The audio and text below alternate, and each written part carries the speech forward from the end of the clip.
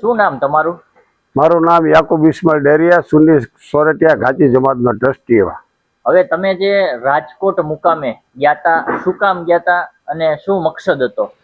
અમારો મકસદ એક જ એવો હતો કે અમે એક મેસેજ નાખેલો હતો કે ભાઈ જે રાજકોટની પરિસ્થિતિ જોતા અમને એમ થઈ ગયું કે ખરેખર આપણે મુસલમાન છીએ તો મુસલમાનની ગણતરીએ કે ભાઈ આપણે કોમની ખિદમત કરવી જોઈએ.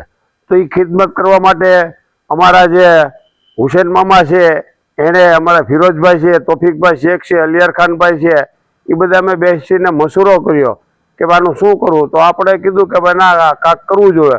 તો એ તત્કાલમાં અમે ગ્રુપમાં 4-5 જણા એવા અમારા છે, તેમે એને મેસેજ આપ્યો તો એણે અમને સહયોગ કર્યો, બધી રીતના સાથ સહકાર અમને મળ્યો. તો અમે તાત્કાલિક એની કીટું બનાવી.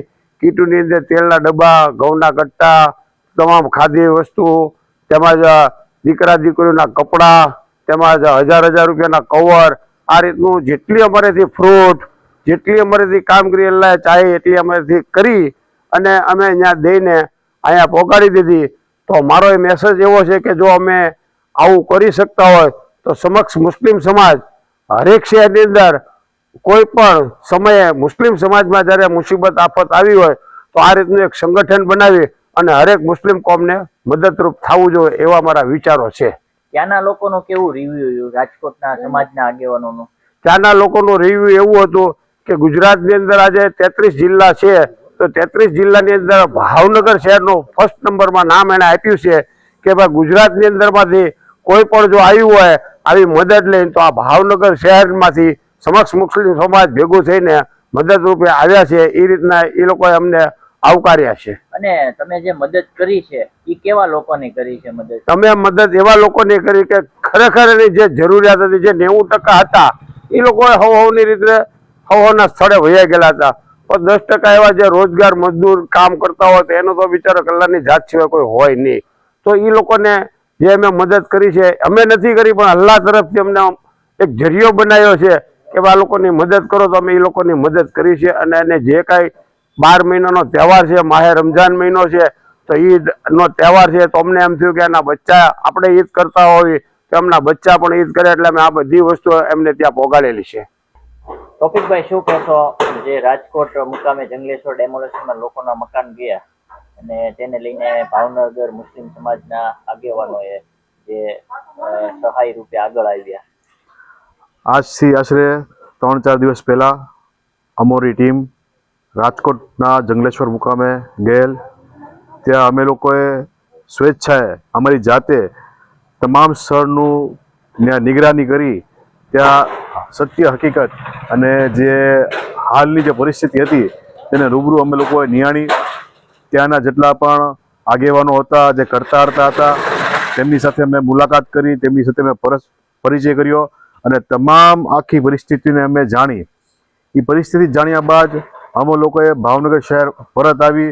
ભાવનગરના હાજી હુસેન સાહેબ છે, સના મામા છે, ફિરોજભાઈ છે, તમામ લોકોએ ચર્ચા વિચારણા કરી અને બનતી તમામ પ્રયત્ન કરી અને જે ત્યાંના અસરગ્રસ્ત લોકો છે, જે ખરેખર હાલ ઘર વિહોણા થયેલા છે, તેમની માટે કંઈક કરવાના પ્રયાસના રૂપે અહીંયા મહેનત કરેલ અને એ મહેનતના ફળ રૂપે આજે અમે લોકોએ ખરેખર કહેવાય કે માનવતાવાદીનો એક પ્રયત્ન કરેલ કે જે કોઈ પણ જાતનો ભેદભાવ કર્યા વગર સમાજને એક કરવાના એકમાત્ર હેતુથી અમે લોકોએ આ ખિદમતને અંજામ આપ્યું છે.